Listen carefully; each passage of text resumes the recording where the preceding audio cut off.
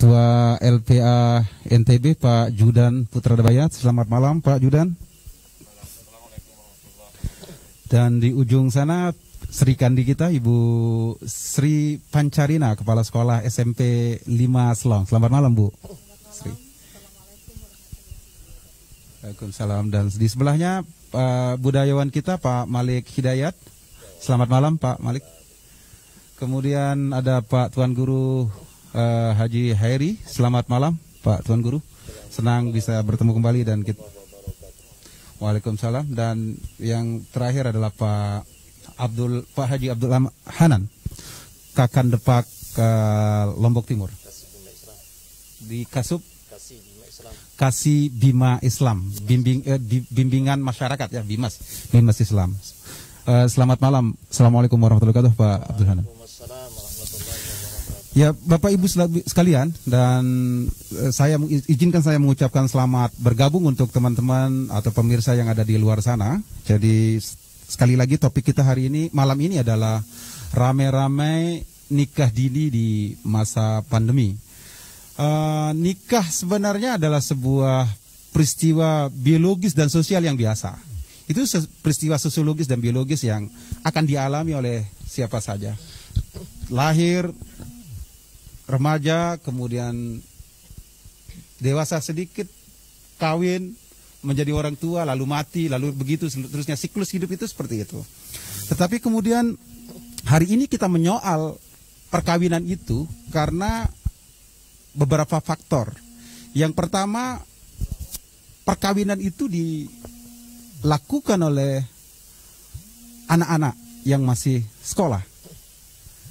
Kemudian yang kedua, perkawinan itu dilakukan di masa pandemi. Kita tahu saat ini semua serba naik. Jadi IPM kita naik Pak Kadis ya. Jadi saya baca bahwa IPM untuk perempuan kita itu levelnya naik dari peringkat jawara terendah nomor 10 naik ke nomor 8 sekarang. Kemudian kasus COVID juga naik. Tetapi kemudian anggaran penanganan COVID naik. Nah, yang berikutnya lagi naik juga angka perkawinannya juga naik. Ini fenomena yang menarik. Nah, jadi hal ini yang mendorong kita untuk mendiskusikan hal tersebut. Nah, untuk mendapatkan gambaran yang lebih konkret tentang apa yang sebenarnya terjadi di lapangan, kita akan sama-sama, kami sudah menyiapkan sebuah testimoni yang sebenarnya bisa didapatkan secara cepat dan gratis oleh kita di YouTube, sudah beredar luas di YouTube. Jadi kita akan sama untuk mendapatkan gambaran tersebut. Mari kita sama-sama saksikan tayangan video berikut. Demele 11 hari. Jawab awak pendek. Demele 11. Terus ni Indra. Mele 11 apa pendek? Ketua pada milih merari negara. Gasang ini aslinya. Dapat milih anu next. Tahan judul ada 10 tahun sampai cukup umur untuk tangguh merari. Pada saling anti. Sanggup apa? Hah? Dem sanggup nganti karena 10 tahun. Kembek. Takutnya telang Indra atau berembe takut yang dia mau. Jujur wah yang sama dengan Ansa. Hah? Jawaban tegas. Demele 11. Nunggu ada 10 tahun dulu. Demele.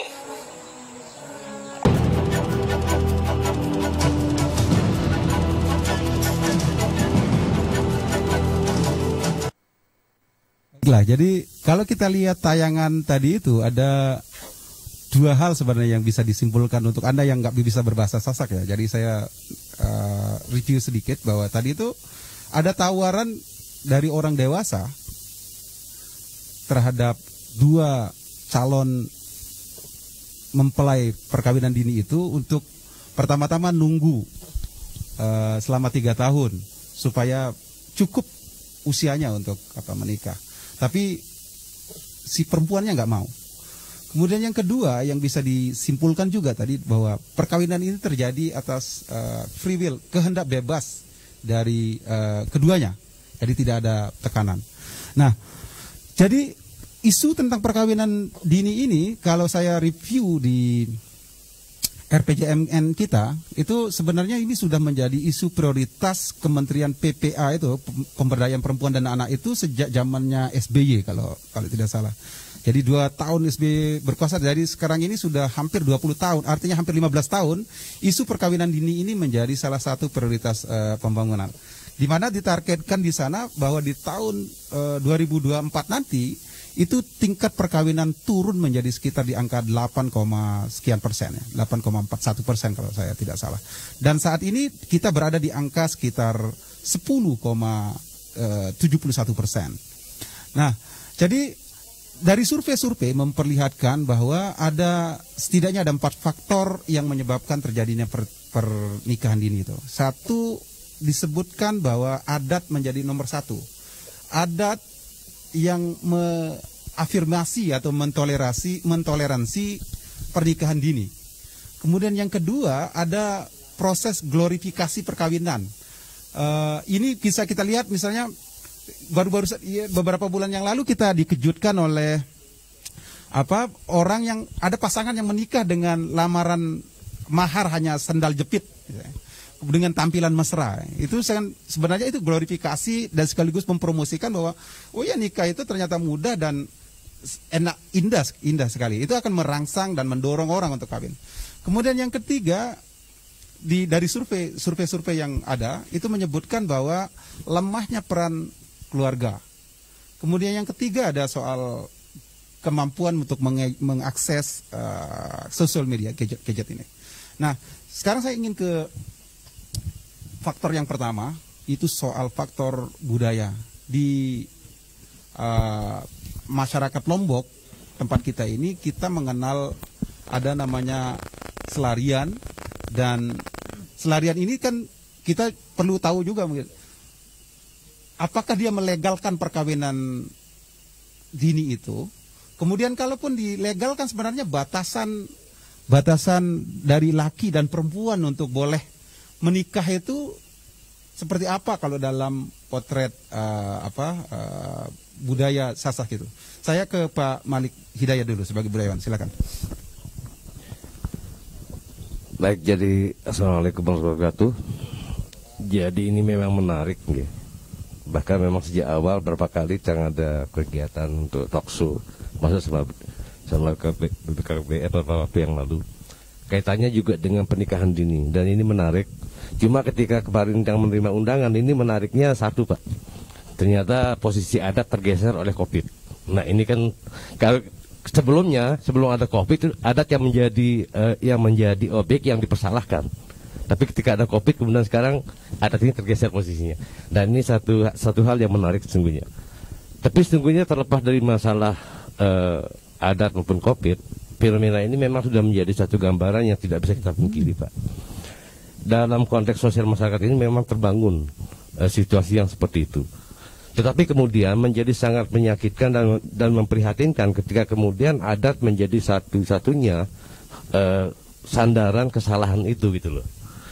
Sementara sebenarnya kalau berbicara tentang konteks adat, kalau saya boleh katakan secara jujur, hampir 90% masyarakat adat Sasak pun tidak paham adat. Ini permasalahannya. Tetapi kemudian mereka seringkali mengklaim bahwa adatlah yang kemudian menjadi permasalahan itu, gitu loh. Padahal sesungguhnya praktik adat pun di dalam konteks sosial masyarakat kita banyak yang telah meninggalkan konteks adat yang sesungguhnya.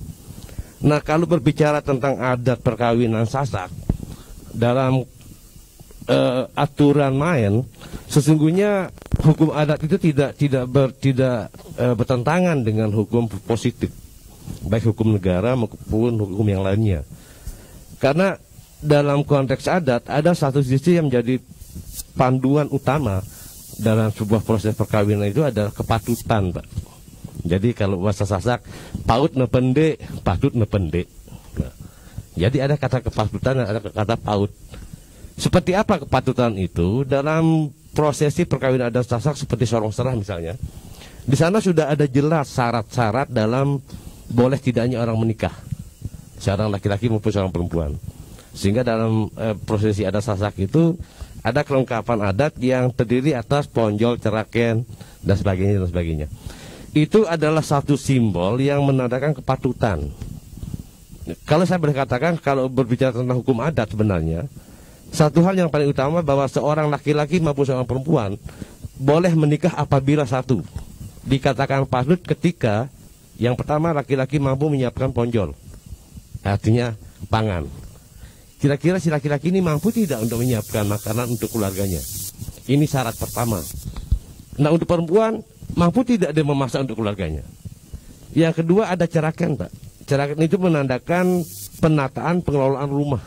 Makanya dalam prosesi adat perkawinan itu ada ponjol cerakan. Cerakan itu maknanya adalah kemampuan mengelola rumah. Nah, seorang laki-laki boleh menikah ketika dia mampu mengelola rumah tangganya. Demikian juga seorang perempuan. Sehingga dikatakan patut atau paut untuk menikah ketika dia mampu mengelola rumah tangganya. Belum lagi berbicara ada salin dede, ada kain sesekan di atas ponjol cerakan. Apa maknanya? Kalau orang tua dulu mengatakan begini. Jadi syaratnya seorang perempuan boleh menikah pada zaman dulu, itu adalah yang pertama dia harus mampu meriat merasan. Yang kedua, dia harus mampu menenun. Jadi seorang perempuan pada zaman dulu itu tidak boleh keluar rumah atau dipingit itu ketika dia mulai haid pertama. Nah, karena tidak adanya pengaruh global pada zaman itu, rata-rata orang haid pada usia 15 tahun. Itu dulu. Makanya kalau orang punya embi luar biasa zaman lain. Lagu makin kan namun umur-umuran 50-60 sudah punya kaki kita. Sudah punya baluk sekarang. Dulu orang punya baluk sudah luar biasa. Kenapa? Karena memang prosesnya mereka baru mulai dipingit itu ketika mereka haid pertama pada usia 15 tahun. Nah, apakah kemudian setelah haid mereka boleh menikah? Oh, belum. Mereka harus belajar dulu untuk bisa memasak, bisa menata rumah. Itu syarat pertama. Apa kira-kira boleh setelah itu? Belum juga. Kapan mereka boleh? Ketika mereka sudah mampu menenun. Nah, ini kebiasaan orang tua dulu. Belajar menenun mulai dari memintal benang sampai dengan menenun itu butuh waktu 1 tahun, Pak. Apakah kemudian setelah mampu menenun boleh menikah? Belum juga. Lalu kapan? Mereka harus mampu menenun kain untuk suaminya. Minimal satu motif kain untuk suaminya. Setelah itu boleh tidak? Belum juga. Kapan? Setelah dia mampu menenun untuk dirinya sendiri. Dan yang terakhir dia mampu menenun untuk selimut mereka. Artinya butuh waktu minimal setelah 15 tahun itu dia butuh waktu tambah 4 tahun lagi. 19. Iya, artinya 19 tahun. Kalau mengacu kepada kepatutan pernikahan secara hukum adat, seorang wanita baru boleh menikah setelah berusia 19 tahun. Demikian juga yang laki-laki. Artinya seorang laki-laki itu boleh menikah ketika dia mampu salin dede. Apa salin dede? Mengganti tanggung jawab dari pihak keluarga perempuan kepada dirinya sebagai seorang suami. Nah, apakah kira-kira kemudian anak-anak ini sudah mampu bertanggung jawab tidak terhadap istri dan keluarganya? Ini kan menjadi sebuah pertanyaan, patut apa tidaknya. Jadi syarat utama seorang laki-laki boleh menikahi seorang perempuan apabila dia sudah mampu salin dede. Salin itu mengganti, dede itu mengasuh, artinya bertanggung jawab. Jadi kalau bisa dipertegas nggak bahwa adat itu sebenarnya melegalkan atau tidak melegalkan? Dalam konteks adat tidak melegalkan, sehingga dalam prosesi adat selarian seperti tadi ya, merari pelai itu, karena ampura dan kata merari itu sebenarnya kata yang diambil dari kakak jauh aku berari, Sak Nina sebenarnya pada merari. Nah, merari ini ada prosesnya, Pak. Ada proses namanya sejati selabar. Sebuah pernikahan boleh ditolak oleh masyarakat adat ketika pada saat selabar itu tidak diterima. Cuma sayangnya kemudian praktik adat dewasa ini menjadi berubah. Orang lebih banyak berbicara finansial daripada berbicara kualitas. Karena proses adat sungguhnya mulai dari sejati. Sejati itu adalah kabar yang disampaikan oleh pemerintah desa kepada pihak desa, pihak perempuan. Selabar itu adalah informasi lebih lanjut. Di sinilah diukur kualitas, kepatutan dan sebagainya. Ketika misalnya keluarga pihak perempuan merasa bahwa anaknya tidak pantas untuk menikah, dia bisa menolak secara hukum adat. Nah, tetapi praktik ini sekarang hilang gitu loh. Justru yang dibicarakan selabar, terima selabar, langsung dibicarakan uang. Oke, saya ke selarian Pak Malik. Jadi saya mengerti bahwa konteks budaya adat dan budaya itu lahir dari adaptasi orang terhadap lingkungan sekitarnya. Jadi Misalnya orang-orang di pantai kenapa membangun rumah panggung itu karena dia harus menghindari rob atau menghindari jenis kongok, sejenis kepiting yang bisa mengganggu. Atau mereka berbicara agak keras misalnya. Kenapa bicara keras itu karena mereka harus menegosiasikan kondisinya dengan kondisi angin pantai. Kalau ngomong halus nggak bisa terdengar. Nah, tentu kita semua ingin mengetahui sebenarnya konteks dari sebuah adat. Nggak bisa serta-merta kita bilang bahwa adat selarian itu buruk tanpa mengerti konteksnya. Apa konteks atau hikmah yang sebenarnya yang mau hikmah positif yang mau diajarkan kepada kita tentang tradisi merari selarian itu tadi tuh. Baik, jadi berbicara tentang sistematika perkawinan adat Sasak, sebenarnya ada 9 jenis yang diperbolehkan secara hukum adat. Orang hanya kemudian yang bermunculan adalah selarian tadi. Sebenarnya sistem melamar pun sudah berlaku sejak sebelum selarian itu ada. Jadi orang Sasak sudah mengenal istilah melamar. Dalam konteks adat Sasak namanya memadik. Jadi berlaku atau memadik. Sebenarnya hukum dasar di perkawinan adat Sasak juga adalah memadik atau berlaku. Nah, kemudian kenapa kemudian terjadi selarian? Ini juga adalah salah satu bentuk prosesi perkawinan yang dianggap sah hukum adat. Tetapi satu hal yang perlu diingat, bahwa selarian ini pun juga ada ketentuan adat yang tidak bisa dilanggar. Jadi kalau secara makna orang Sasak ini mungkin mohon maaf lebih romantis dibanding orang India. Romantisnya di mana itu? Lebih romantis dibanding orang India. Artinya kenapa saya bilang demikian? Karena dalam prosesi melalui prosesi selarian tadi, di sini betul-betul yang di zaman dulu yang dipertaruhkan adalah nyawa. Karena ketika seorang laki-laki mengambil calon istri dengan cara itu dan bertemu dengan saingannya, bertemu dengan keluarganya, dia bisa dibunuh. Bahkan dia siap untuk terpotong satu lengannya untuk mempertahankan cintanya. Romantisnya ada di sana gitu loh. Artinya mereka sudah siap untuk mempertaruhkan diri hanya untuk mendapatkan cinta. Ini yang saya katakan bahwa sistem perkawinan adat Sasak ini satu sisi lebih romantis dari perkawinan orang India mungkin itu. Tetapi sebenarnya dalam prosesi perkawinan selarian pun juga dihalalkan, dibenarkan itu dengan ketentuan yang berlaku. Jadi tidak sembarangan orang bisa menikah. Apa saja itu? Contoh begini, seorang perempuan tidak boleh dibawa lari di luar rumahnya. Misalnya sedang di rumah tetangga, atau sedang di rumah keluarga, atau di rumah siapa, itu tidak boleh. Kalau itu terjadi, maka dia kena denda utama. Berapa jumlahnya? Kalau zaman dulu sejumlah 49 kepeng. Cuma sekarang tidak pernah diterapkan lagi. Banyak sekali hukum adat yang tidak diterapkan. Yang kedua, seorang laki-laki tidak boleh mengambil istrinya menikah. Itu sebelum pada waktu siang hari. Itu kena hukum utama juga. Dendanya berapa? 49. Bahkan yang paling berat mungkin perlu saya sampaikan sekarang, setelah seorang laki-laki membawa istrinya menikah, sampai di rumah mereka tidak boleh saling tegur, Pak. Jangankan untuk hal yang lain, berteguran pun tidak boleh. Kalau misalnya mereka diketemukan sedang berbincang, itu yang laki-laki kena hukum, kena denda. Sehingga nanti prosesnya adalah ketika sebelum akad nikah, ada satu proses yang tidak pernah kita lakukan lagi, namanya nobatang. Kalau ini diterapkan, saya yakin perkawinan adat Sasak menjadi lebih baik. Apa nobatang? Nobatang itu adalah, mohon maaf, perilaku orang tua dulu adalah sebelum prosesi akad nikah ada 2 acara yang dilaksanakan. Yang laki-laki namanya nobatang, yang perempuan namanya bertes. Karena kita tidak pernah lepas dari hukum Islam sesungguhnya. Makanya saya sering mengatakan bahwa ndekna dengan Sasak namun di Islam. Ini kata kunci. Ndekna dengan Sasak namun di Islam. Ini kata kunci dari prinsip hidup orang Sasak. Dalam proses perkawinan pun juga sama. Misalnya seperti tadi saya katakan, sebelum akad nikah maka akan ada 2 acara ritual yang harus mereka lewati. Yang laki-laki melewati acara namanya nobatang. Apa nobatang? Nobatang itu adalah sebuah proses pertanyaan di depan forum, di depan orang banyak, di mimbar masjid. Itu dengan disiapkan algojo, Pak. Jadi pertanyaannya 2, begete, memuruk. Artinya apa yang pernah kamu lakukan sebelum kamu menikah? Nah, kalau kemudian dia berbohong, orang tua dulu itu paling takut bersumpah di depan mimbar masjid. Paling takut. Sehingga mau tidak mau mereka harus jujur. Tetapi ketika mereka jujur, misalnya mereka bilang, oh sebelum saya menikah saya begitu, maka dia kena dera 49 kali cambukan.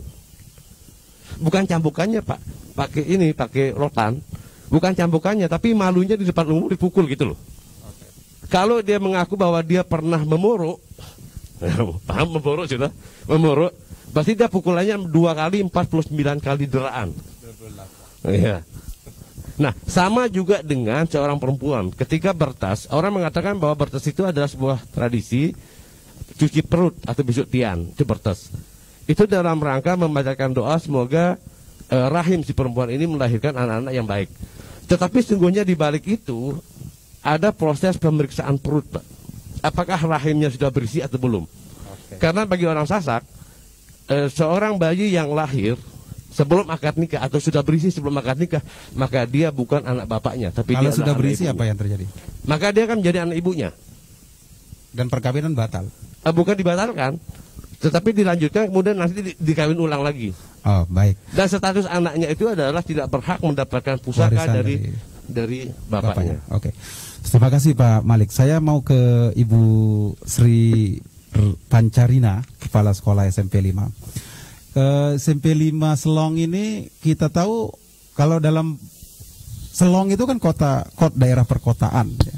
Tapi tadi kita sudah dijelaskan oleh Pak Malik bahwa pada banyak kasus adat sering menjadi landasan. Dia sering menjadi dikambing hitamkan bahwa oh ya ini kita sudah melalui prosesi adat dan ini legal secara adat. Nah, bisa diceritakan nggak oleh Ibu Sri Pancarina ini sebenarnya latar sosial sekolah ibu itu seperti apa? Karena pikiran saya tentang SMP 5 Selong itu SMP 5 perkotaan yang sebenarnya kalau pengaruh adat semestinya sudah tidak terlalu besar karena dia sekolah kota. Itu bisa diceritakan nggak latar sosial di sekitar sekolah? Terima kasih. Assalamualaikum warahmatullahi wabarakatuh. Jadi kami di sini mencoba untuk menjelaskan posisi sekolah kami dulu. Sekolah kami berada di daerah pinggiran Kecamatan Selong. Itu pasnya di Kelurahan Denggen. Di mana Kelurahan Denggen ini berbatasan Kecamatan Selong dengan Kecamatan Sakra Timur. Jadi kondisi sosial ekonomi di sana kebanyakan keluarga di sana masih bersifat desanya masih kuat sekali.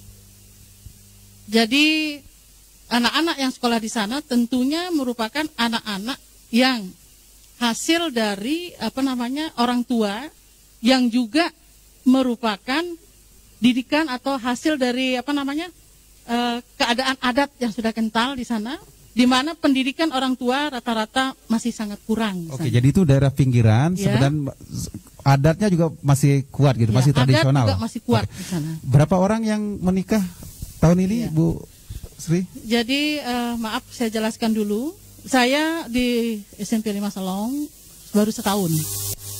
Sebelum saya di sana sudah ada yang terjadi. Sudah terjadi pernikahan tanpa kita pernah laporkan. Oke. Tapi begitu saya di sana, Itu kejadian itu berulang setiap Iya. tahun atau Iya, hanya jadi waktu ibu saja? kejadian ini selalu ada setiap tahun. Jadi sebelum saya juga sudah sering terjadi begitu. Tetapi pada saat saya di sana, ini kejadiannya terlalu melonjak gitu. Jadi pada saat saya di sana itu sekitar bulan September, sudah ada kejadian sebelumnya itu masuk tahun ajaran baru 2019-2020. Jadi kejadian awal pada tahun itu terjadi pada bulan Juli 2019. Jadi saya belum di sana. Kemudian itu sudah ada sekitar 3 anak yang sudah melakukan pernikahan dini. Nah, kemudian berlanjut setelah saya di sana, terjadi lagi bulan Desember, kemudian bulan Maret masuk pandemi itu.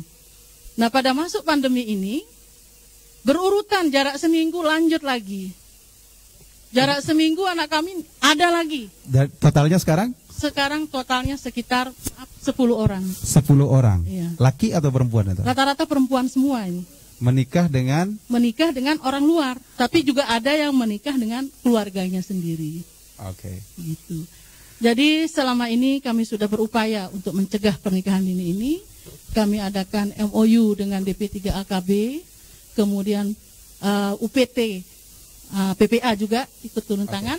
pada saat terjadi pelaporan, pada saat jadi pernikahan, kami sempat melaporkan untuk dilakukan mediasi. Oke. Jadi mediasi sudah kami lakukan, tetapi hasilnya mediasi adat dilakukan nggak? Misalnya seperti tadi memverifikasi seperti yang sudah dijelaskan oleh Pak Malik tadi bahwa ada kondisi-kondisi yang dimana sebenarnya nggak boleh dilakukan. Misalnya tadi nggak boleh diambil di luar rumahnya di siang hari. Itu nggak boleh dilakukan. Jadi itu tidak dilakukan sepertinya seperti itu. Betul tadi dikatakan sudah tidak berlaku lagi kayaknya adat itu. Oke. Jadi pendekatannya hanya hukum jadi atau keluarga atau pendekatan kita positif? ya secara pendekatan sosial. Ya. Jadi kami melakukan penyuluhan. Ada kerjasama MOU kami dengan DPA 3KB untuk mencegah pernikahan dini ini, maka dilakukanlah sosialisasi baik pada orang tua dan kepada siswa. Setelah dilakukan mediasi ini, masuk pandemi, rupanya tidak mempan itu sosialisasi. Terjadi dia. Kawin lagi. Ya. Kira-kira kenapa kawin lagi di masa pandemi itu? Apa penyebabnya? Jadi kalau kita lihat penyebab, mungkin ada beberapa faktor yang menyebabkan. Tidak bisa kita menyatakan ini karena pandemi, barangkali tidak bisa. Ya, karena menurut analisa kami, anak-anak kami ini SMP, di mana pada masa SMP ini masa pertumbuhan baik seksualnya dan fisiknya.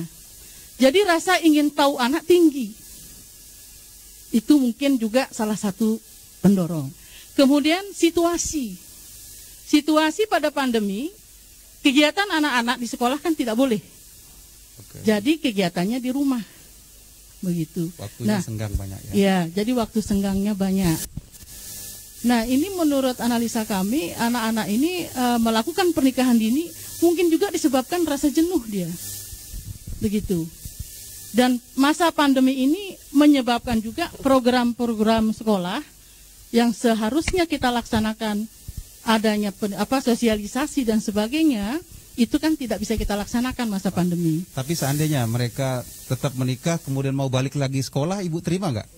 Jadi anak-anak yang kelas 9 ini kan sudah masuk Dapodik. Nah, pada masa ini ditiadakan kan? Ya. Jadi ada nilainya yang masih bisa kita olah. Artinya biarpun menikah, sekolah bisa tetap jalan. Untuk masuk sekolah tidak boleh kan masuk sekolah, tapi tetap kita layani dia sampai dia memperoleh ijazah. Oke. Gitu. Kalau gitu saya beralih ke Pak Kadis sekarang. Terima kasih Bu Sri. Terima kasih. Ini jadi semakin menarik nih Pak Kadis. Jadi anak-anak jenuh ya. Jadi kalau kita lihat meme-meme di sosial media itu anak-anak berseragam SMP, SMA itu. Ini sekolah liburnya sampai kapan sih? Jadi sekolahnya mau dilanjutin deh. Kalau mau nggak dilanjutin biar saya kawin lagi.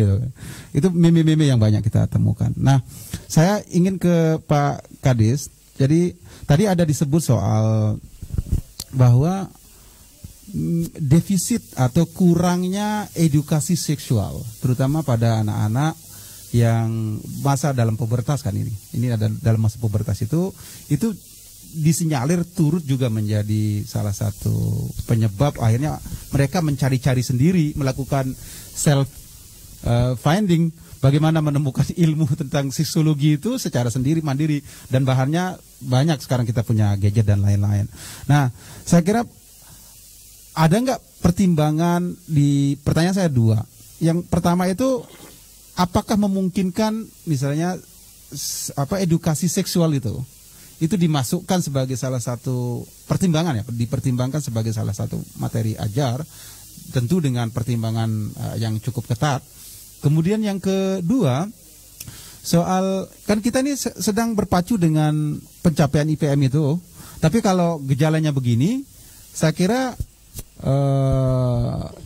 IPM kita juga akan nantinya terancam, bisa terancam oleh ini. Jadi apa misalnya kebijakan atau second planning yang disiapkan oleh dinas yang Bapak pimpin itu untuk mengatasi kondisi ini, termasuk misalnya tadi apakah memungkinkan nggak anak-anak ini yang meskipun dia boleh kawin seperti orang kuliah lah, orang kuliah boleh dia tetap kawin, hamil ya tetap masuk sekolah, itu apakah memungkinkan atau tidak?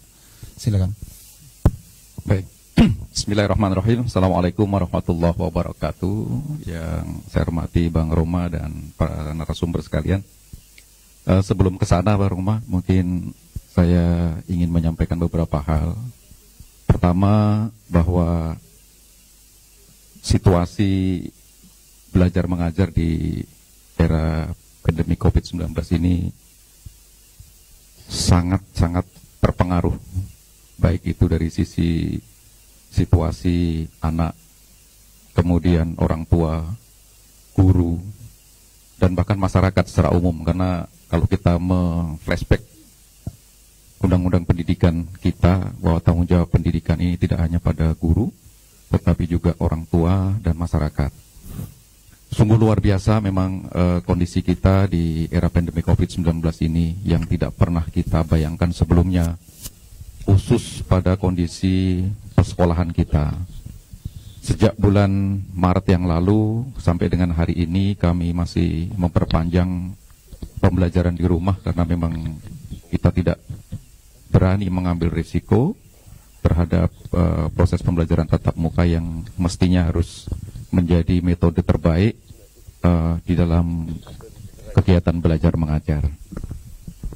Menyinggung mengenai permasalahan perkawinan anak-anak kita pada usia yang sangat muda dan bahkan masih berada pada kualifikasi pendidikan dasar, ini memang mengejutkan buat kita di tengah-tengah upaya kita untuk bekerja keras menaikkan IPM kita, kemudian juga angka partisipasi pendidikan kita yang memang kalau di sisi pendidikan dasar SD kita sudah leading lah kira-kira begitu, tetapi begitu SMP dan SMA kita masih perlu bekerja keras. Nah, dengan kasus-kasus yang kita dengar dan ini fakta terjadi di lapangan, maka ini juga menjadi sesuatu yang kontraproduktif terhadap upaya yang kita lakukan. Di IPM itu komponennya dua hal yang menurut saya sangat terpengaruh terhadap kondisi ini. Pertama, terkait dengan komponen pendidikan sendiri, kemudian juga komponen kesehatan. Karena dengan pernikahan pada usia yang sangat muda ini, tentu implikasinya kepada kualitas kesehatan bagi ibunya sendiri maupun anak-anak yang dilahirkan kelak ketika usia perkawinan ini belum memenuhi dari sisi psikis maupun psikologisnya, fisik maupun psikologisnya. Terhadap kemungkinan, saya mungkin kurang bisa menjustifikasi apakah kondisi perkawinan dini ini sebagai akibat dari pembelajaran di rumah karena kita tidak mengizinkan proses pembelajaran tatap muka. Saya kira ini perlu harus ada kajian lebih dalam lagi. Faktanya memang iya, tetapi justifikasi terhadap apakah itu menjadi penyebab, saya kira ini perlu harus ditelaah lebih dalam lagi.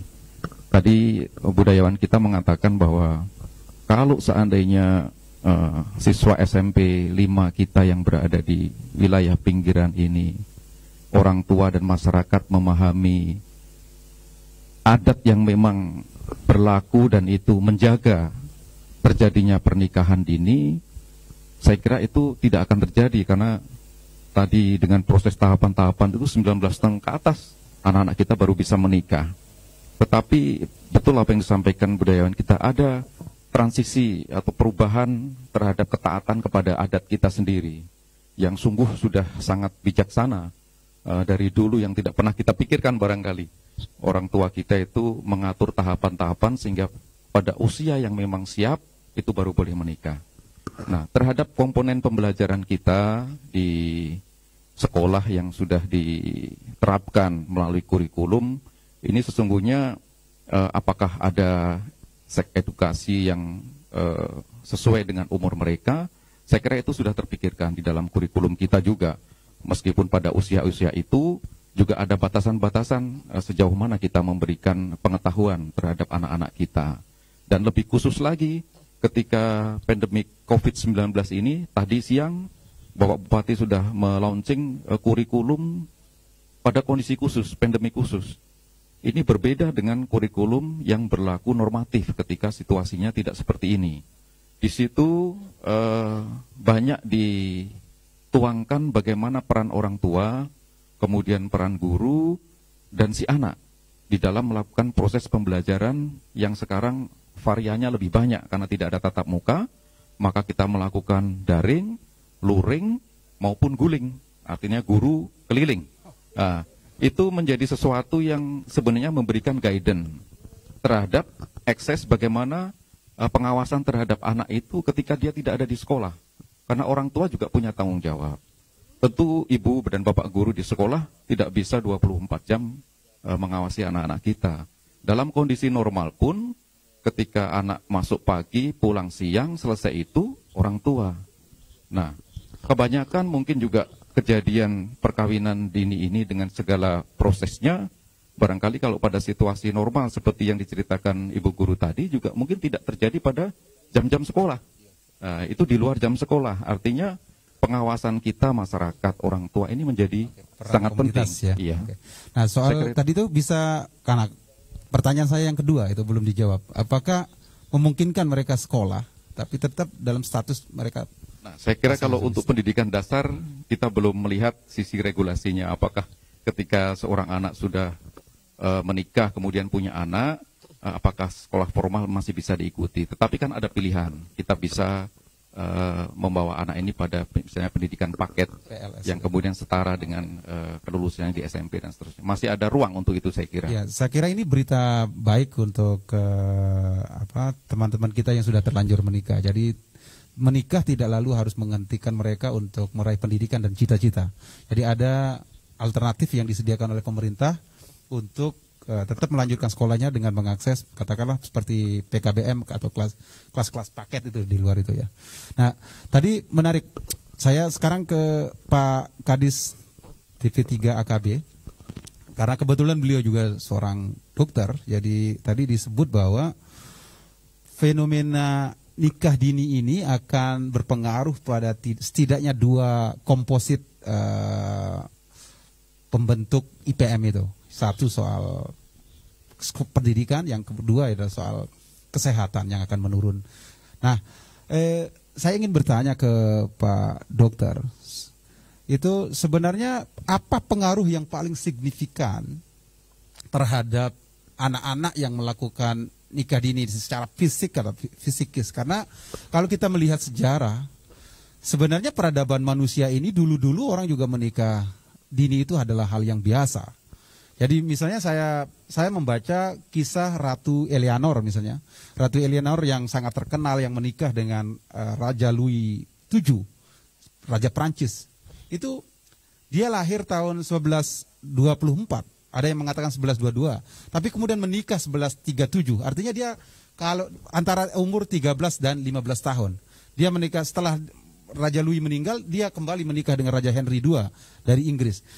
Di sekitar usia itu. Kemudian Ratu misalnya, Ratu Elizabeth jatuh cinta pada Raja Philip itu sekitar umur 13-an tahun, tapi ya mungkin dia menikah umur 21 tahun.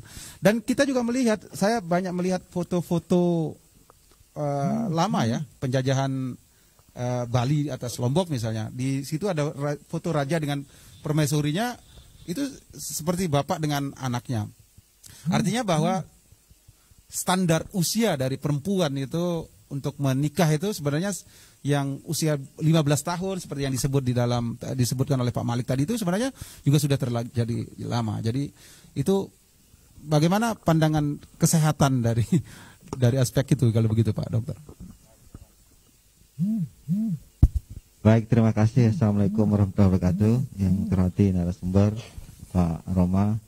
Nah, jadi saya di sini mungkin tidak spesifik ya berhubungan dengan kesehatan ya, karena dalam posisi saya sebagai dia Kepala Dinas Perlindungan Perempuan, Anak dan Keluarga Berencana. Tapi ada KB-nya kan? Ya, keluarga berencana ya. Nah, jadi pembahasan mengenai isu kesehatan ya, jadi kalau secara kita berbicara teori ya. Tapi kan ada undang-undang perkawinan ya yang telah direvisi dengan 16 2019 bahwa usia perempuan dan laki-laki itu 19 tahun ya secara hukum ya. Tapi secara teori kita mengharapkan untuk perempuan itu 21 tahun ya dan memasuki 25 tahun. Artinya tingkat kematangan dan seluruh organ reproduksinya sudah baik. Nah, saya isu perkawinan dini ini kan terlihat tadi misalnya ada di sekolah ada 10 ya. Kemudian di dinas kami pada periode pandemi ini ya dalam kasus 3 bulan lah ya, Maret, April, Mei itu ya, itu sekitar 11 ya yang terlapor ya. Tentu di masyarakat bisa lebih banyak ya. Nah, bahkan kalau kita mengasumsikan ribuan sebenarnya ya perkawinan anak di Lombok Timur ini ya. Ini bisa kita buktikan dengan ya jumlah perempuan umur 20 tahun ke bawah yang sudah melahirkan. Ya, angkanya di Lombok Timur 2019 itu ada 2.800. Ya. Kemudian sampai Juli 2020 ini sudah 1.500. Ya. Nah, kita mengasumsikan perempuan kurang dari 20 tahun sudah melahirkan, artinya dia menikah umur 19 atau 19 ke bawah. Ya, karena kita asumsikan hamilnya itu 9 bulan. Ya, artinya banyak sebenarnya, ya, ada ribuan, ya. Ya, jadi kalau kita berbicara perkawinan dini atau anak ini, ya memang ada dampak-dampaknya, ya. Di salah satu tadi yaitu dampak kesehatan, ya. Kita melihat kesehatan mungkin bisa ada isu kematian ibu, ya. Ya, kematian ibu itu beresiko tinggi pada usia muda, ya, terlalu muda melahirkan, terlalu tua melahirkan, ya, terlalu banyak anak, ya, terlalu dekat jarak kelahiran. Nah, ini resiko-resiko tinggi, ya, yang menyebabkan isu-isu kesehatan. Kemudian ada stunting, ya, gizi buruk, bahkan HIV/AIDS, ya, karena mungkin seks bebas atau apa, ya, pada usia remaja. Nah, ini yang berhubungan dengan isu-isu kesehatan, ya. Tapi ada juga perceraian mungkin, ya, karena tadi masih dalam kondisi labil, ya. Kemudian berhubungan dengan SDM, ya, ini otomatis, ya, karena menikah anak atau dini tadi putus sekolah, ya, ini kualitas SDM kita berpengaruh ke depan. Tentunya berpengaruh juga kepada program-program pemerintah, ya. Saya program keluarga berencana, ya, wajib belajar 12 tahun, ya, ini dampak-dampak yang memang tadi, ya, banyak, ya, di samping isu kesehatan tadi. Oke. Saya melihat RPJM di Lombok Timur, ya, di misi keempat itu tentang memperkuat peran perempuan itu, yang dimana leading sektornya itu ada di DP3 AKB. Kemudian ada baseline itu 98% dan ditargetkan di akhir tahun 2023 nanti akan menjadi 100% untuk proses fasilitasi terhadap korban kekerasan perempuan dan anak. Nah, tapi di masa pandemi ini kan kita tahu ada proses refocusing anggaran, artinya ya sebenarnya penyedotan anggaran sebenarnya, tapi bahasanya saja refocusing itu. Jadi apa kira-kira yang ada di dalam pikiran Pak Kepala Dinas sekarang cara untuk mengatasi kondisi ini? Kondisinya makin ruwet, tetapi duitnya makin dikit, ya. Apa yang mau dilakukan Pak Kadis? Ya, jadi secara umum ada pengaruh sedikit, ya, tetapi kan kita bekerja kan tidak semata-mata dari aspek pembiayaan tadi, ya, karena ini adalah masalah-masalah sosial yang mereka perlu penanganan. Jadi tetap, ya, konsentrasi kita tadi bagaimana permasalahan ini bisa kita selesaikan. Tetapi tentunya ini memang kita memiliki keterbatasan, ya. Tidak ada pandemi pun kita memiliki keterbatasan, ya. Artinya misalnya kemampuan kami melakukan sosialisasi misalnya untuk 2020 ini hanya 40 sekolah, Bu, dalam setahun ini. Itu hanya sekali mengunjungi sekolah. Ya, jadi memang kita maklum juga, Bu, karena baru sudah sosialisasi, Ibu bilang tidak ada dampaknya. Ya, memang sosialisasi karena baru sekali, yang memang harus terus-menerus, ya. Kemudian desa juga kita baru ada 43 desa yang bisa kami kunjungi, ya, advokasi, ya, termasuk sekolah juga, ya. Jadi ini adalah kondisi yang memang kita alami, ya. Tidak hanya karena sumber pembiayaan tadi tersedot, karena sumber daya juga yang kita miliki, ya, artinya sumber daya manusianya, artinya dari kami sendiri memang masih minim juga, ya, artinya dari segi kuantitas dan kualitas juga, ya. Jadi memang harus bersama-sama di sini, karena memang permasalahan ini kan multi faktor, ya. Jadi misalnya di sekolah tadi perlu memang ada program-program dari kesehatan maupun dari DP3KB misalnya tentang kesehatan reproduksi tadi yang disampaikan. Ya, tapi tadi ya kemampuan untuk tadi karena sumber daya yang dimiliki ya. Nah, karena itu kita memang mendorong ya kerjasama dengan lintas sektor ya, misalnya dengan pendidikan bagaimana materi-materi kesehatan reproduksi ini bisa ya, dan tentunya dengan dinas kesehatan ya karena memang sangat dekat ya artinya. Nah, ini yang perlu secara bertahap kita dorong ya di tingkat kecamatan dan desa bagaimana ya. Artinya partnership ya, jadi akan melakukan apa pengembangan jaringan gitu ya, dengan melibatkan masyarakat.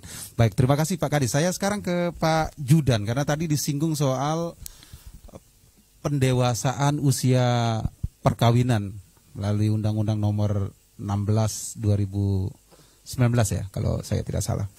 Nah, ada yang menarik ini Pak Judan, Anda sebagai ketua LPA, saya membaca hasil survei KPAI, Komisi Perlindungan Anak Indonesia, tahun 2016 ini, jadi ini 4 tahun yang lalu, itu terhadap 5.200 anak sekolah di 12 provinsi.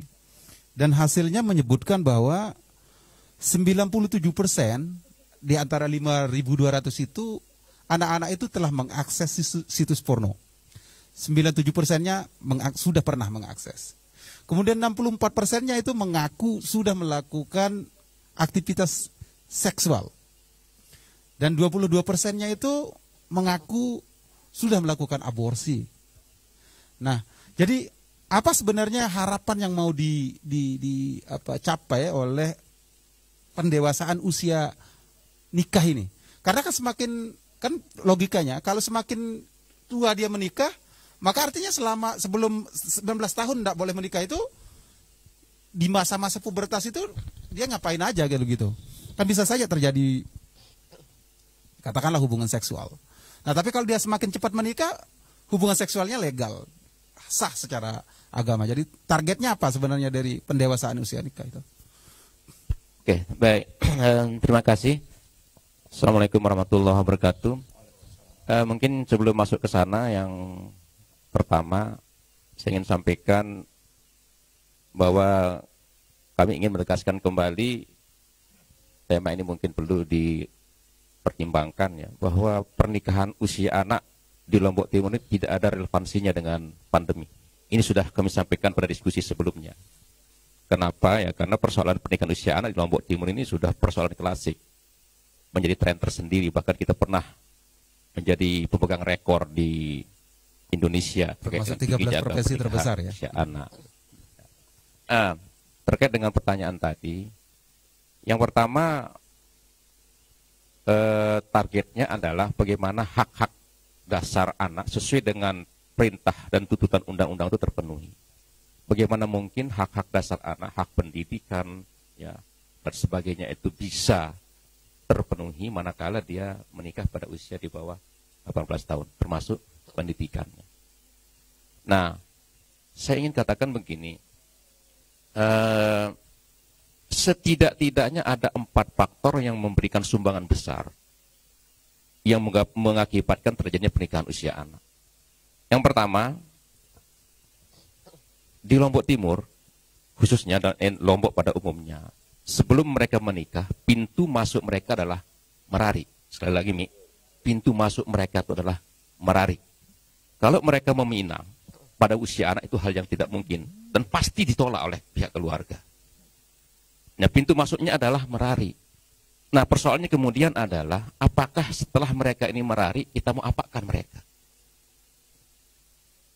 Kita mau apakan mereka? Apakah karena dalih atau dasar ini adat, dia sudah Merari, lalu dengan dasar itu kita harus menikahkan mereka? Nah, persoalannya kemudian adalah lingkungan. Masih memandang ketika seorang anak sudah Merari, maka baginya tabu untuk dibatalkan perkawinan. Ini masih ada yang beranggapan seperti itu. Terus yang kedua, di dalam Undang-Undang Nomor 1 Tahun 74 pun juga sesungguhnya walaupun 16 tahun perempuan itu boleh dinikahkan, ada kalimat lanjutannya atas persetujuan orang tuanya, itu lanjutannya. Jika di undang-undang yang lama itu dia menikah perempuan di usia 16 tahun, tapi ibunya, orang tuanya tidak setuju, juga tidak bisa dilangsungkan perkawinan. Nah, persoalan kita kemudian di sini adalah ketika dia meraih pada usia di bawah yang ditentukan oleh undang-undang, apa sikap ibu bapaknya?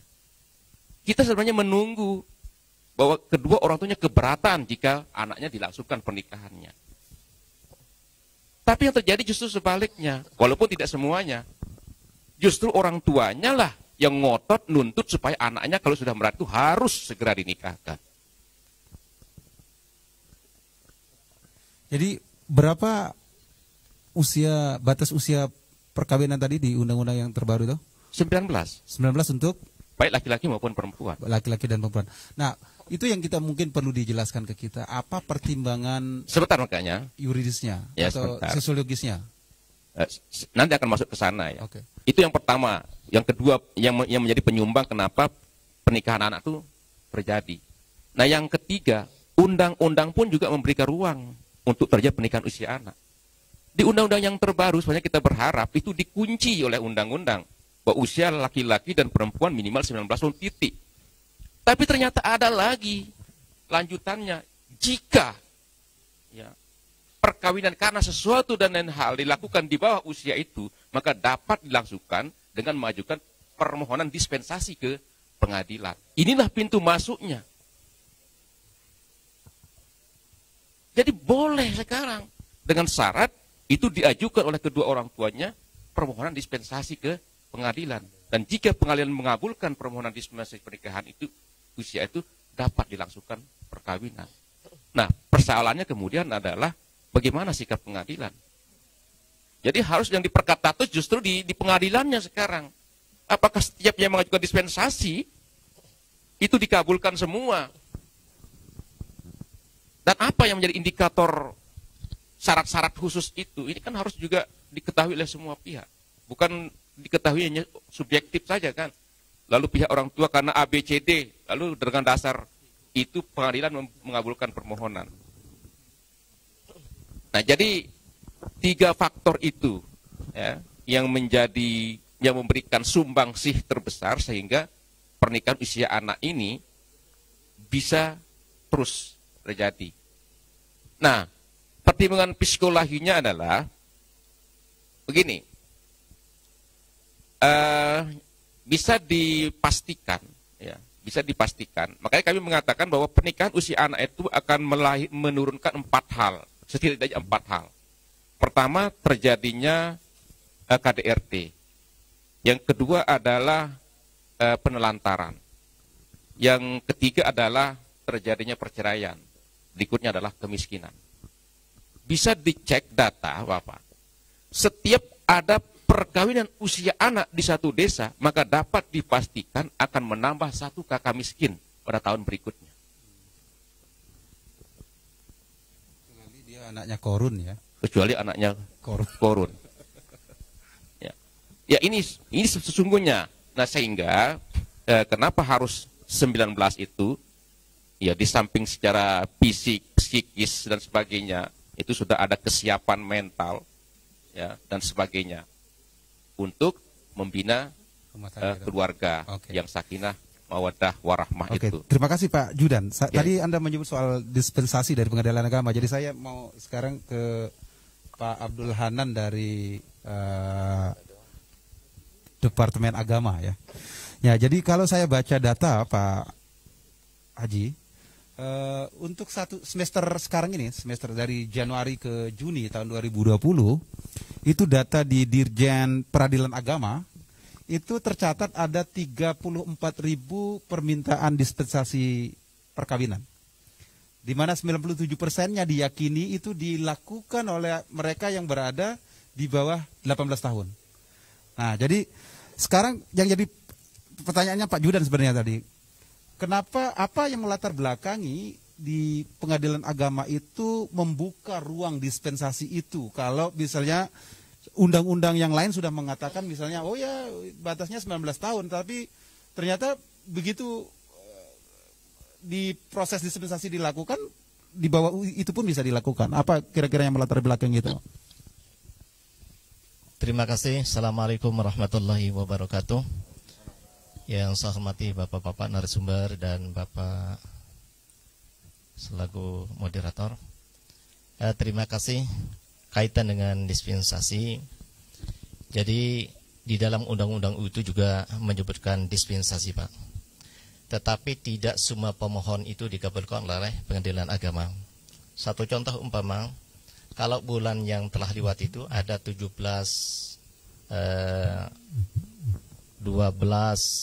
kasus gitu, 12 pemohon yang mengajukan permohonan dispensasi untuk melangsungkan pernikahan karena mereka masih di bawah umur. Di bawah umur menurut Undang-Undang Nomor 16 2019, tetapi ditolak oleh pengadilan. Ada satu dari Aimal itu dikabulkan.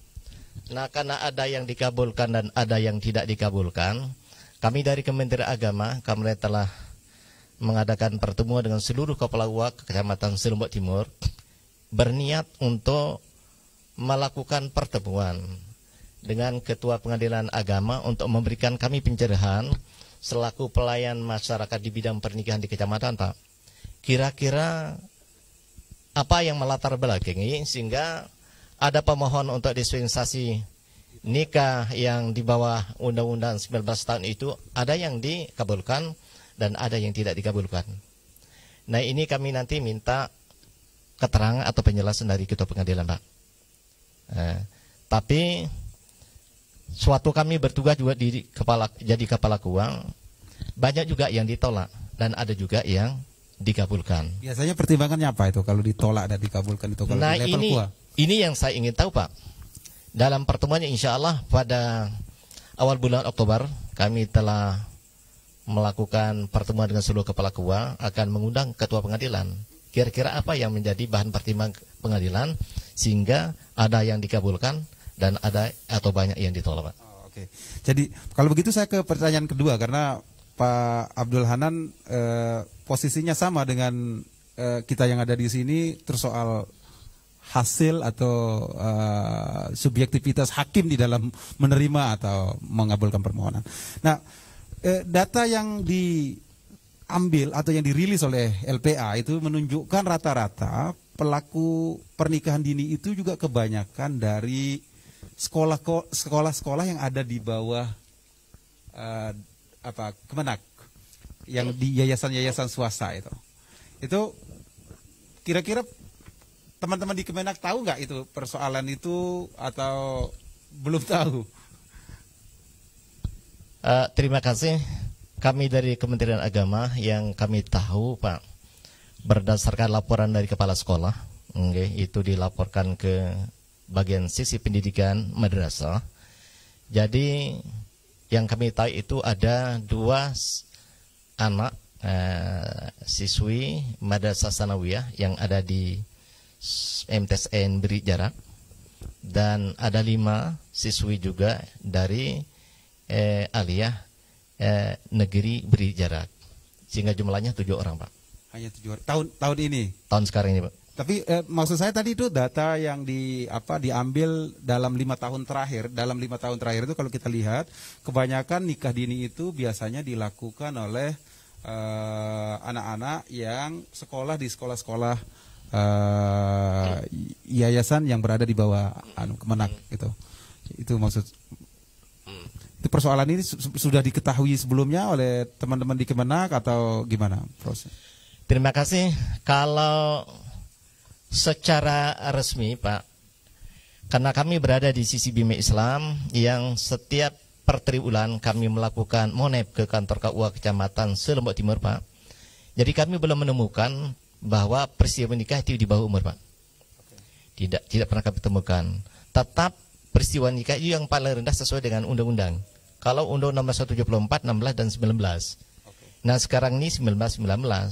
Jadi selama kami melakukan monep dari tahun saya diangkat menjadi kepala sisi, belum kami temukan adanya pernikahan di bawah umur.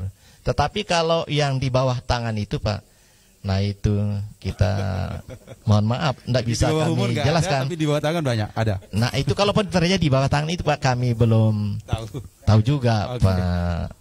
Baik, terima kasih Pak Hanan. Saya sekarang ke Pak Tuan Guru Haji Hairi, kita ingin mendengar dari Pak Tuan Guru sebenarnya pandangan Islam terhadap perkawinan anak itu. Apakah ada nggak batasan-batasan syar'i yang ditetapkan oleh agama kita untuk bisa menikah antara laki dan perempuan? Dan biasanya begini Pak, terutama untuk mereka yang ingin poligami, itu meskipun sering dikatakan dengan cara bercanda, tapi saya kira itu bercandanya serius karena itu menunjukkan konstruksi berpikir. Jadi mereka bilang bahwa kita mau mengikuti sunnah Rasul, dan sunnah Rasul itu menikahi anak-anak. Karena dia mengatakan, oh Aisyah kan dinikahi oleh Rasulullah itu pada usia anak. Jadi, mungkin itu perlu diklarifikasi juga oleh Pak Tuan Guru. Silakan. Terima kasih. Assalamualaikum warahmatullahi wabarakatuh. Bapak-bapak, rekan narasumber yang kami hormati, Bapak Moderator, alhamdulillah pada malam ini kita dapat bersilaturahim untuk berbicara dan berpikir bersama kaitannya dengan bagaimana kesinambungan yang sehat, bahagia dan sejahtera dalam kehidupan berumah tangga yang sesuai dengan doa dan harapan kita fid dunya hasanah wa fil akhirati hasanah wa qina adzabannar. Jadi dari tadi kita terus membicarakan tentang pernikahan usia dini. Memang kalau kita lihat secara sekilas, ini semua adalah akibat dari pertama rendahnya akhlakul karimah, yang artinya Rasulullah sallallahu alaihi wasallam dengan tegas mengatakan innama bu'itsu liutammima makarimal akhlak. Kalau dulu bila orang tua melarang, tidak ada anak yang berani melawan. Tapi kalau sekarang ini bisa orang tua menjadi bahaya kalau tidak menuruti anaknya. Dan ini banyak yang terjadi dari kejadian-kejadian, dari peristiwa yang sangat-sangat memprihatinkan. Ini mungkin sebabnya, inilah beda antara masa dulu dengan sekarang. Kalau dulu banyak anak memakan sisa orang tua, tapi saat ini tidak ada anak yang mau makan sisa orang tua. Malah yang banyak orang tua makan sisa anak. Ini karena banyaknya, kalau dulu karena banyaknya anak yang memakan sisa orang tua, dari sanalah kedekatan antara anak dan orang tua. Bila dinasehati, bila dibimbing, bila dituntun, selalu berada pada sami'na wa ata'na terhadap orang tua. Tapi kalau sekarang ini, kalau kita lihat karena banyaknya orang tua yang memakan sisa anak, jadi dunia sudah agak terbalik. Orang tua yang menjadi anak, anak yang menjadi orang tua. Ini fakta. Dan yang kedua, waktu kecilnya anak, sering orang tua atau ibu misalnya mengakali anak. Contoh, si anak mau ikut ke pasar, menangis sama temannya atau minta untuk diikutkan sama ibunya pergi belanja atau ke pasar, nangis terus. Orang tua dengan gamblang, dengan mudah mengatakan, biar tinggal saja di rumah, nanti saya belikan sepeda, nanti saya belikan HP, nanti saya belikan pokoknya roti yang enak. Begitu anak dijanjikan seperti itu, akhirnya anak pergi bercerita kepada temannya, ibu saya pergi ke pasar, pergi ke toko, saya dijanjikan belikan sepeda, belikan makanan, belikan itu. Begitu si ibu ini pulang, si anak ini juga lari mengejar ibunya. Ya, mana ibu sepeda saya misalnya dijanjikan. Dengan gamblang dan mudah ibu mengatakan, oh Matin dagang sepeda. Oh tutup toko sepeda denara kebuka payu burung kubeliah. Nah ini artinya apa? Ibu mengajarkan anak untuk berbohong dari sejak kecil. Makanya jangan heran kalau ibu diakali sama anaknya. Karena memang ibu sudah mengajarkan berbohong kepada anaknya sejak kecil. Nah selanjutnya, sekarang masalah perkawinan ini, Rasulullah Shallallahu Alaihi Wasallam atau seperti yang disampaikan tadi itu memang di dalam agama memang sudah dengan tegas dalam surah An-Nisa ayat 9, wal yakhshal ladzina law taraku min khalfihim dzurriyyatan dhi'afa. Hendaklah ada rasa takut dan khawatir atau bimbang kalau akan meninggalkan turunan yang lemah.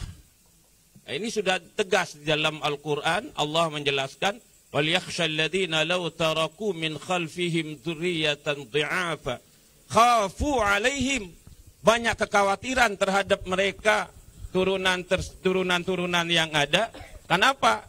Karena ya seperti yang disampaikan tadi, dari segi ekonomi, dari segi ilmu, dari segi pendidikan dan lain-lainnya, banyak akibat atau dampak dari perkawinan kalau terjadi di bawah umur atau tidak sesuai dengan aturan. Karena itu sudah dipertimbangkan, sudah dimatangkan rencana dan bagaimana pertimbangan ke depan. Oleh sebab itu, agama sudah mengatakan falyattaqullaha wal yaqulu qawlan sadida. Maka itulah sebabnya penanaman penguatan iman dan takwa dan penguatan akhlak pada anak, sehingga apa kata ibu yang memikirkan nasib ke depannya anak, dia ikuti oleh si anak. Nah, tetapi sekarang ini dengan kemajuan zaman yang sangat luar biasa, ini kaitannya dengan seksual misalnya, itu namanya ilmu laduni itu. Ilmu laduni itu tanpa diajar, orang sudah tahu gitu. Nah, apalagi diajarkan, tetapi perlu juga diberitahukan tentang akibat-akibat dari pertama, perkawinan usia dini, kemudian orang tua bagaimana bagaimana tanggung jawabnya terhadap anak, kemudian bagaimana akhlak anak terhadap orang tua, Rabbi firli wali walidayya warhamhuma kama rabbayani shaghira. Atau mungkin anak-anak yang perkawinan dini ini bisa jadi mungkin ya, kan dulu waktu nasihat perkawinan, sebelum itu disuruh, katanya siapa yang membaca basmalah sebelum berhubungan dengan suami istri, lam yadurruhu syaitanun abadan. Maka anak itu akan dijaga selamanya oleh Allah. Oke. Tapi saya mengulang pertanyaan saya lagi, Pak Tuan Guru. Ada nggak di dalam syariat kita itu diatur tentang batasan usia atau ukuran-ukuran seseorang itu boleh dan tidak boleh atau belum boleh menikah untuk laki dan perempuan? Iya. Jadi kalau kita bicara ini, kan oleh Rasulullah pernah kawin dengan Siti Aisyah. Ya. Nah, ini hanya menggambarkan bolehnya, ada dasar hukumnya, yakni perkawinan Siti Aisyah dengan Rasulullah setelah meninggalnya Siti Khadijah. Nah, kita harus ingat bahwa Rasulullah pertama kali menikahkan seorang janda yang usianya 40 tahun. Sedangkan Rasulullah menikah dalam usia 25 tahun. Nah, tapi orang sekarang ini kalau ada seperti itu ditawarkan ini namanya oleh Bapak Maulana Syekh. Kalau dulu begitu kita setiap menamatkan kitab, kita dianjurkan oleh beliau ke tamat kitab mek pada nengke entah pada si mahat mek merari kanca mahadah. Tapi tidak ada yang menjawab itu. Gimana? Bagaimana tidak ada yang menjawab. Akhirnya beliau ana tahu kuat mek pada entah si mama ini li batur mek sinina apa paran mek batur mek paran mek batur mek sinina tekes. Ne minti angkan es gula batu dah kena tekes sok nasi pacu. Itu kata beliau. Kalau ndak es gula batu yang pertama dah kena tekes sok nasi pacu, ambil es gula batu kedua, kata beliau. Ini langsung, ini karena adik tingkat ini dengar juga dulu waktu ke Ustaz Abdul Hanan di Mahat. Apa katanya? Es gula batu yang kedua, pada kena bongin su, pokok nasi pacu. Itu kata beliau. Jadi di sini usia perkawinan itu memang Rasulullah dengan Siti Khadijah 25 kan Rasulullah sudah luar biasa itu. Kemudian Siti Khadijah 40 tahun. Nah, tapi kenapa beliau setelah meninggalnya Siti Khadijah, Aisyatun wa Hafsatun wa Saudah, Sofiyatun, Maimunatun wa Ramlah, Hindun, Zainabun, Kaza, Juwairiyah, lil mu'minina ummahatum mardiyah, itu hanya untuk menjelaskan itu boleh tetapi dengan banyak pertimbangan. Tidak serta-merta Rasulullah kan begitu dulu sunnah ini. Tapi dia tidak pikirkan perkawinan Rasulullah pertama kan usia perempuan itu 40 tahun. Dan selama Siti Khadijah hidup tidak pernah beliau kawin. Artinya Siti Khadijah tidak pernah dimadukan. Karena apa? Karena memang apapun yang dicari sudah lengkap pada Siti Khadijah. Nah jadi begitu meninggal barulah. Karena apa? Untuk percepatan penyebaran dakwah pada waktu itu. Itu sebabnya ada yang ninggal, suaminya ninggal waktu perang, maka itu dinikahi untuk mempercepat proses. Dan Rasulullah, mohon maaf, Rasulullah nikahnya itu bukan semata-mata karena berdasarkan nafsu. Beliau itu nikah ya semata-mata demi dakwah. Demi dakwah. Itu jadi meskipun dibolehkan menikah dengan anak, tapi ada pertimbangan ketat atau persyaratan ketat. Ada persyaratan ketat. Nah, ada persyaratan. Kira-kira apa itu, Ustaz? Ya, dari segi umur, dari segi dari segi ekonomi, dari segi kesehatan. Itu pun Siti Aisyah kan tidak ada anaknya. Anak dari Siti Aisyah. Baik. Jadi ada pertimbangan dakwah juga dilakukan di sana. Dari segi pertimbangan dakwah, dari segi kesehatan yang kita lihat artinya di sini ini beda. Kalau sekarang ini kan ada yang nikah semata-mata karena nafsu atau ya tidak mampu mengendalikan nafsu seksual sehingga apa ya tidak jauh apalagi akan mengamalkan adat yang tadi itu ada gegebennya, ada cerakennya, ada kerisnya, itu semua ternyata punya nilai yang sangat luar biasa. Ternyata kita orang Sasak, pantas orang mengatakan Sasak Lebung itu. Kenapa Sasak Lebung? Adat kita sendiri tidak kita tunjukkan dan pertahankan. Oleh sebab itu, mari melalui kesempatan yang baik ini, adat kita junjung tinggi, agama apalagi, sehingga al-adah muhakkamah, adat itu bisa menjadi dasar hukum apabila sudah banyak sudah nyata nilai lebih, itulah namanya adat berasaskan syariah. Baik, jazakallah Tuan Guru. Nah sekarang saya ingin ke Pak Dr. Hirjan. Selamat datang Pak Hirjan. Pak Dr. Hirjan adalah Kepala Direktur dari Lembaga Pusat Kajian Gender di STKIP. Jadi saya ingin bertanya ke Pak Hirjan, kalau dari kacamata perspektif atau hasil riset atau kajian atau pengamatan dari teman-teman di Pusat Kajian Gender yang Bapak pimpin itu, apakah ada kontribusi konstruksi gender di dalam perkawinan ini? Misalnya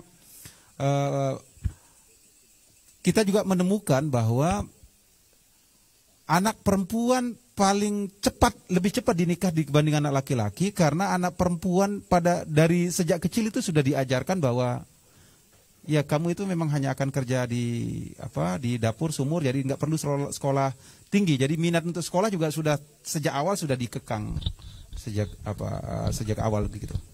Silakan Pak Dokter. Baik, terima kasih Pak Moderator, Bapak Ibu narasumber yang saya hormati. Maaf terlambat. Pertama kita menyebut gender dulu. Konteks gender di masyarakat kita, terutama masyarakat Sasak kita ini sangat kental, ya, sangat kental efek dan beberapa efek negatif dari perspektif kita tentang gender. Gender sebagai relasi antara laki-laki dan perempuan. Saya selalu menyebutnya status quo kalau kita bicara konteks itu. Maksudnya begini,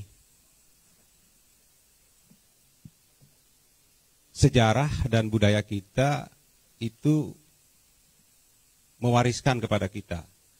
Ini kalau saya dalam satu perspektif critical discourse analysis oleh Pandik misalnya, itu melihat dasar sejarahnya.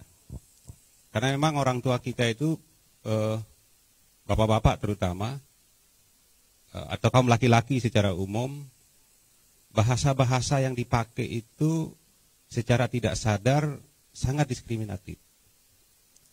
Misal dalam bahasa kita, aro, kamu dengan Nina misalnya.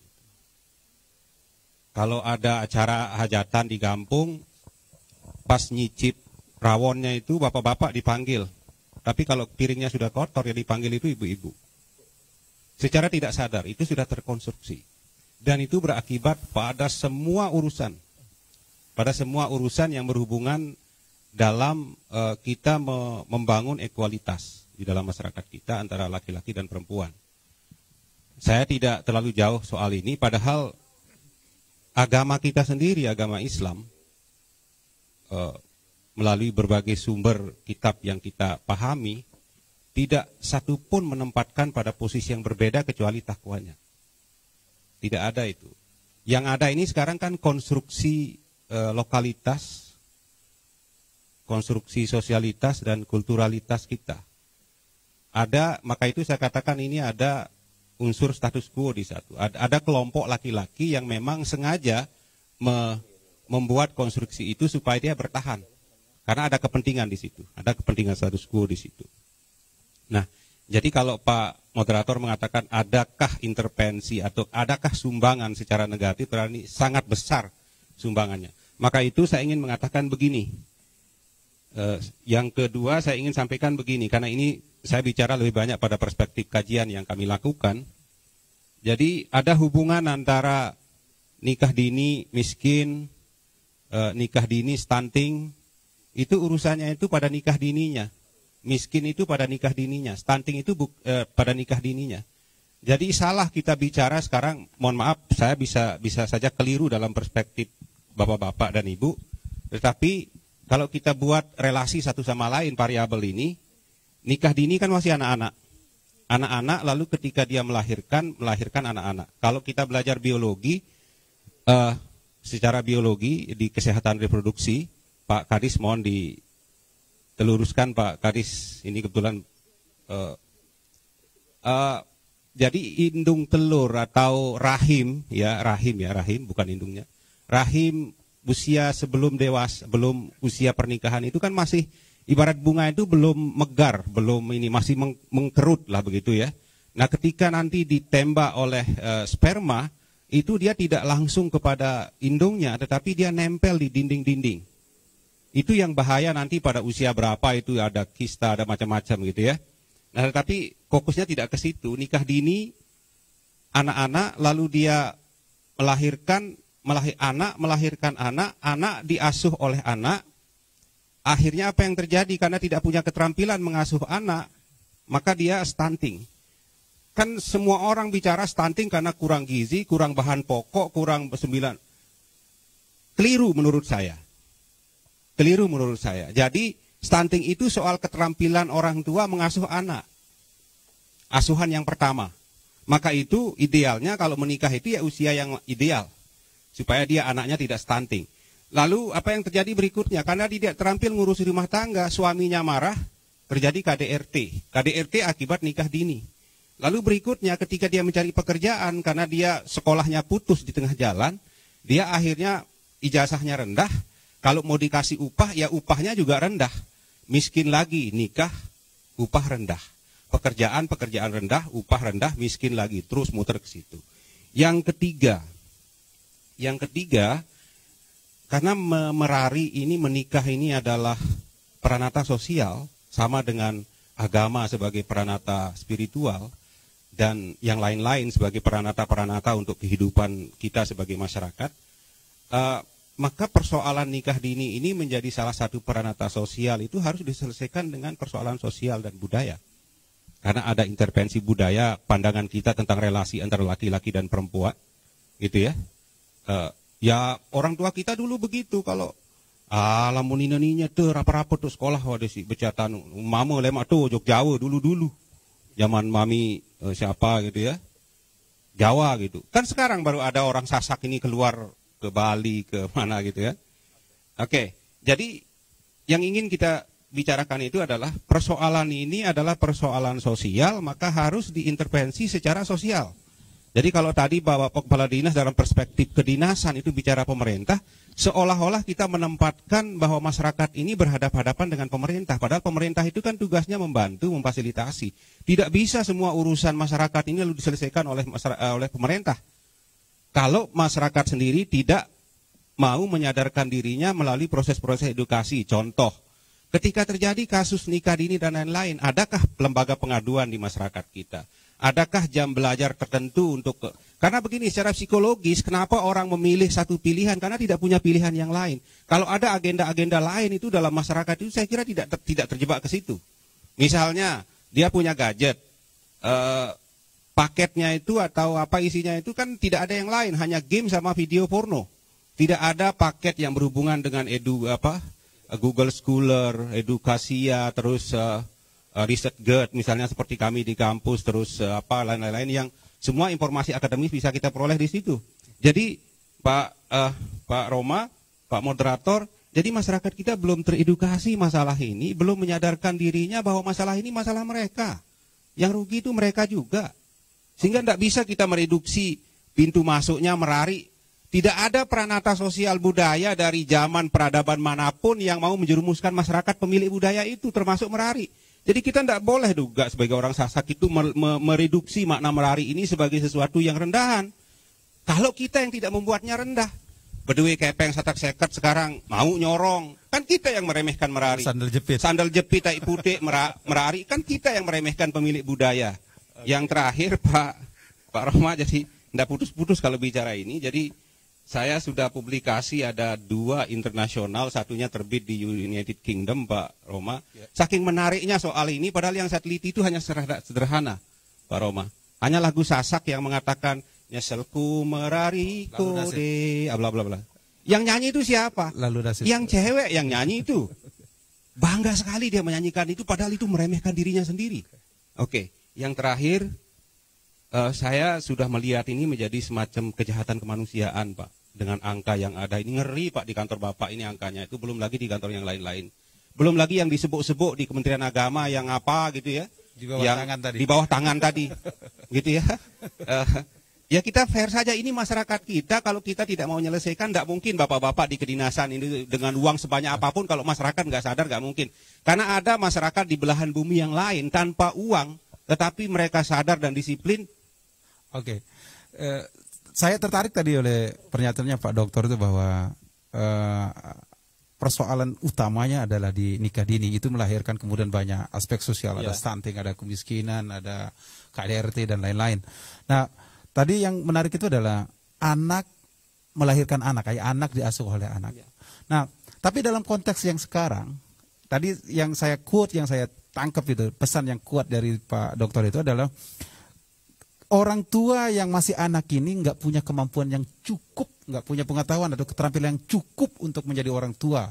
Bagaimana melakukan parenthood, pengasuhan, bagaimana makan yang sehat untuk anaknya.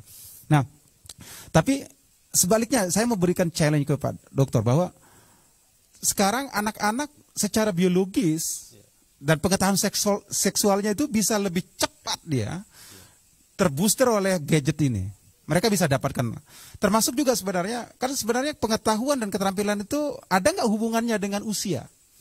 Misalnya kalau dia punya sumber belajar, cara pengasuhan menjadi orang tua itu kan, ya anak-anak bisa pakai YouTube misalnya untuk belajar soal itu.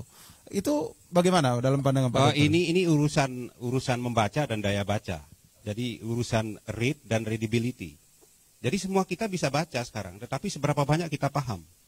Kan itu yang masalah nih. Ya mohon maaf, sama dengan kitab-kitab suci juga. Banyak kita bisa menyebutkan ayat ini apa segala macam ya. Tetapi seberapa banyak kita bisa bertransformasi dalam kehidupan yang lain. Ini yang menjadi masalah.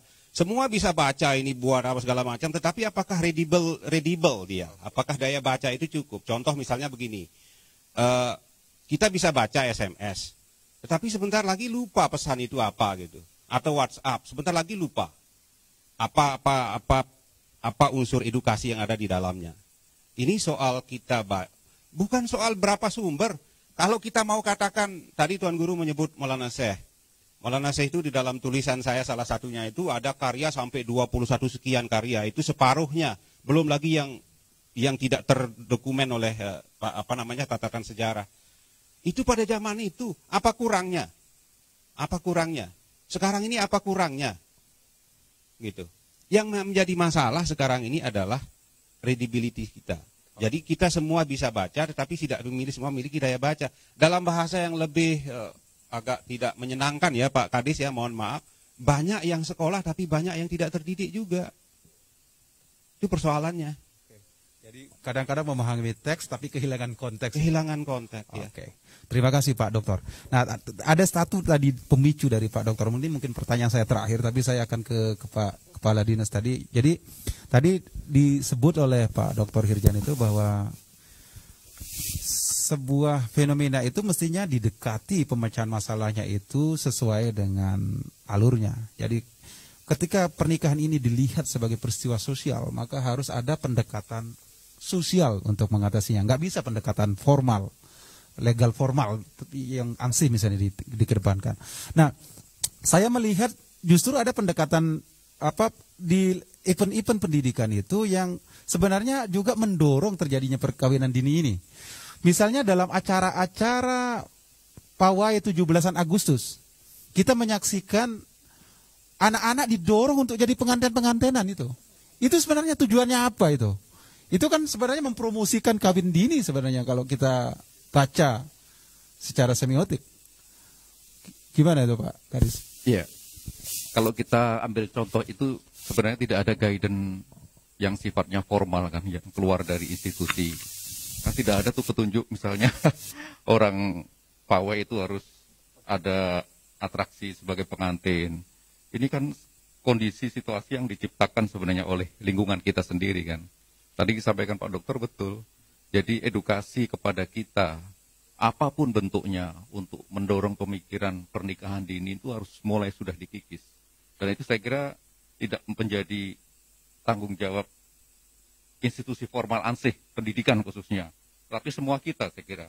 Apapun bentuknya yang kemudian mengindikasikan bahwa ini dorongan untuk mewujudkan atau mengkondisikan bahwa pernikahan dini ini lama-lama menjadi sesuatu yang biasa, saya kira itu harus mulai kita kikis sedikit demi sedikit. Siapapun di antara kita pasti punya tanggung jawab moral untuk itu saya kira. Tapi saya kira harus ada juga tindakan cepat, misalnya Pak Kadis bikin surat edaran, jangan lagi bikin pengantin-pengantenan misalnya. Bisa nggak dilakukan? Iya. Terlalu sulit mungkin menjelaskan sampai kepada hal detail sesungguhnya kalau pengantin-pengantenan itu kemudian mendorong orang pernikahan dini kan juga sulit menjelaskan itu kan. Karena ini kan sifatnya insidentil saja ketika 17 Agustus ada itu, setelah itu nggak ada. Nah, kita juga perlu kaji apakah itu juga punya dampak terhadap mendorong orang untuk kawin, itu juga harus dikaji lebih dalam. Yeah. Baik, terima kasih Pak Kadis dan terima kasih Bapak Ibu sekalian. Saya kira kita sudah berada di ujung acara kita dan diskusi ini sebenarnya hanya untuk pemantik saja dan saya kira kita semua harus terbuka pikiran kita dan menyadari bahwa persoalan ini adalah persoalan klasik. Dan ini juga menyangkut soal ada aspek, tadi kalau kita mendengar ada aspek budaya yang sudah berumur ratusan tahun, kemudian ada juga pengaruh agama yang tadi juga salah, kadang-kadang dimisinterpretasi oleh para penganutnya. Jadi ini artinya sebuah persoalan yang sangat panjang, untuk itu penyelesaiannya juga tidak sesederhana itu, dan ruangan ini saya sadari sangat kecil untuk bisa menampung persoalan yang sangat besar ini. Tapi tentu kita berharap bahwa dari tempat ruangan yang kecil ini kita bisa bersumbangsih, entah kecil atau besar, di dalam mengatasi persoalan tersebut. Akhirnya saya sebagai moderator menyampaikan terima kasih dan mohon maaf kepada Bapak Ibu narasumber dan pemirsa di luar. Akhirnya saya tutup. Assalamualaikum warahmatullahi wabarakatuh.